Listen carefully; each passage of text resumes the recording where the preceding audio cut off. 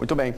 Sobre esse tema também, o coordenador de radiojornalismo aqui do Grupo Bandeirantes, Haroldo Santos, faz a sua questão. Candidato Vitório Pífero, o entorno do Beira-Rio. O legado da Copa do Mundo ficou, um estádio de primeiro mundo maravilhoso. E o entorno, para gerar recursos para o time dentro de campo, como o senhor fará? O entorno era muito maior, por incrível que pareça. Agora ele ficou... nós temos ao sul, no lado de Gigantinho, ao sul, nós temos ali... teoricamente já estava aprovado o índice construtivo pela prefeitura para três prédios, sendo que 2 estão em área do Internacional e 1 é em área pública. Ao lado norte nós temos o Gigantinho e mais aquela outra área, que essa é uma área cedida pela prefeitura, uma seção onerosa, que foi diminuída porque fizeram a Rua A. Então tem que ser, ao mesmo tempo, ao fazer...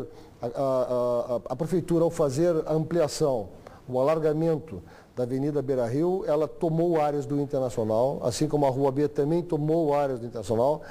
Nós temos que fazer um levantamento para ver exatamente. Nós tínhamos uma área que era do clube com tantos hectares aqui. O que restou depois dessas ruas, depois desse alargamento? Então nós temos que retomar a nossa área, porque essas áreas são indenizáveis, por recuo viário, etc., são indenizáveis. Nós temos que retomar o nosso espaço e aí começar de novo, fazer um novo plano diretor para essa área. Não tem, eu acho que hoje não tem, a ideia que nós tínhamos antes, lá atrás, que foi aprovada, que era o Gigante para sempre, eu acho que ele muda muito, tendo em vista essas ruas que surgiram, esses alargamentos, e essas... ou seja, a área vai ser remodelada, a área física, e isso aí vai gerar um novo projeto.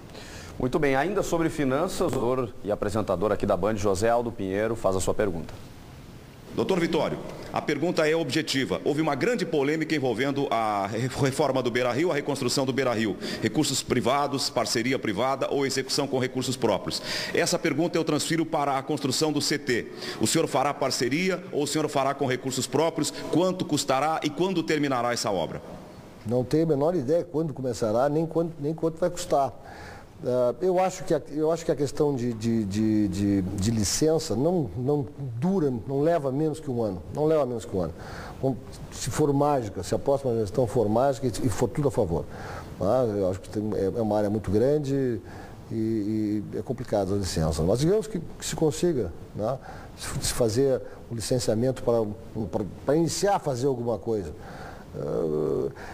Existe a lei de incentivo ao esporte, ela faculta a obtenção de recursos para fazer esse tipo de obra. Eu acho que isso é importante, é uma maneira de fazer isso, mas eu vejo também uma outra maneira. Hoje, eu acredito muito na torcida do Internacional. O torcedor do Internacional construiu o Beira-Rio, onde era um rio, Lago Guaíba, mas o rio Guaíba, o torcedor internacional foi lá e ele botou o material, ele apoiou a iniciativa dos dirigentes da época, comprou a boia cativa, levava, enfim, toda aquela história linda que nós conhecemos. Eu acredito muito, demais no torcedor do Inter. E eu tenho certeza que ele vai, no momento certo, ele vai ajudar também lá. Mas o fator principal, sem dúvida, é essa lei de incentivo ao esporte. O São Paulo fez todo o seu CT dessa maneira, que aprova um projeto do Ministério do Esporte e sai a captar recursos de imposto de renda de pessoas físicas e jurídicas que são revertidos em obra. Muito bem, vamos ao quinto e último tema da nossa entrevista individual com o candidato Vitório Pífero.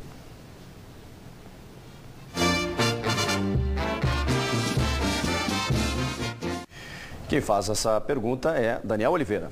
Opa, tem mais ninguém aí? Vamos lá então. Presidente, boa tarde. A pergunta que eu lhe faço é a seguinte: reduzir o preço do ingresso virou uma obrigação para o ano que vem, com o objetivo de ter mais público no estádio Beira-Rio?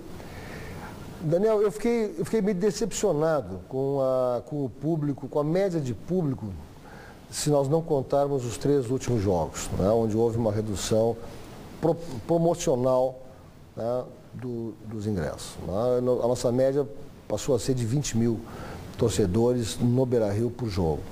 quando antes da reforma era 17 mil, eram 17 mil torcedores e passou a 20. Então, aumentou muito pouco o fato do Beira-Rio estar reformado. E eu acho que o lugar do nosso torcedor, do nosso sócio, era no Beira-Rio em dia de jogo. E uma média de 35 mil, ou mesmo 40 mil para um estádio de 50 mil lugares, não é um exagero.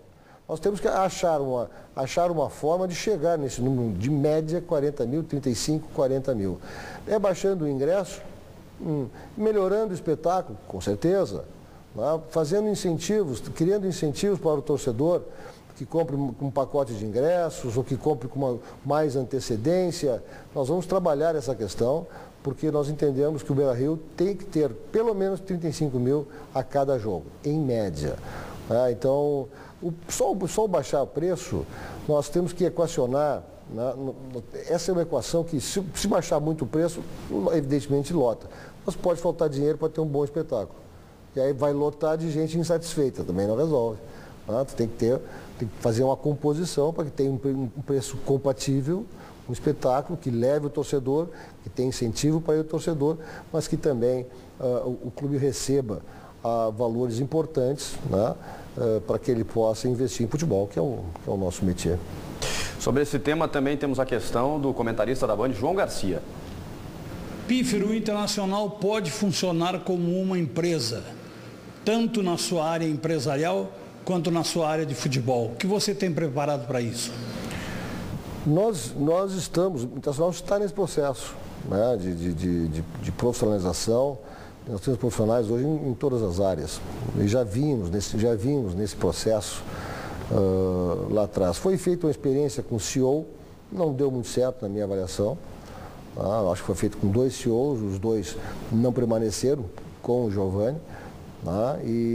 Então, talvez não seja exatamente isso. Trazer uma pessoa totalmente de fora me parece que não é o ideal. Agora, nós seguiremos na profissionalização, transparência. Nós vamos publicar os contratos. Comprou o jogador, vendeu o jogador, nós vamos botar os dados principais. Quanto custou, quando vai pagar, quer dizer, vendeu, quanto vendeu, recebe quando, porque normalmente os contratos recebem em 2, 3 anos, então dificilmente alguém paga à vista hoje em dia. Quem é um empresário, qual é a empresa que fez a intermediação, quantos fizeram a intermediação, que normalmente é mais de 1, é 2, 3, 4, é uma loucura, futebol, Nós vamos publicar isso aí, porque eu acho que isso aí, na realidade, ele aparece no balanço. Mas o balanço é anual. E aí, no anual, já se perdeu o interesse. Então, nós vamos tratar de publicar isso aí. Assim que fechar os contratos, todos os contratos, fazemos lá um resumo e colocamos isso aí. Isso é transparência. Eu acho. Nós vamos para a controladoria. Por que uma controladoria? Para que não aconteça o que aconteceu agora. Quando o orçamento que tem que ser seguido já estava.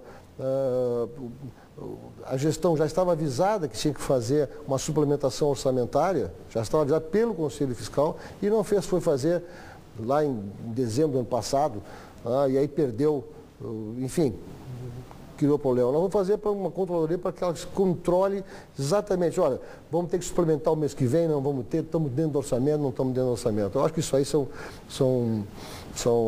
vamos voltar ao planejamento estratégico. Nós entregamos lá em 2010 um planejamento estratégico para mais 10 anos, era até 2019. Eu não vi falar em planejamento estratégico. Nós temos que refazer o planejamento estratégico do clube e implantá-lo efetivamente para que ele seja seguido não só por uma gestão, mas seja seguido por todas as gestões, cada uma delas com as suas nuances. Então tem muita coisa para fazer. Nós entendemos que entregamos um clube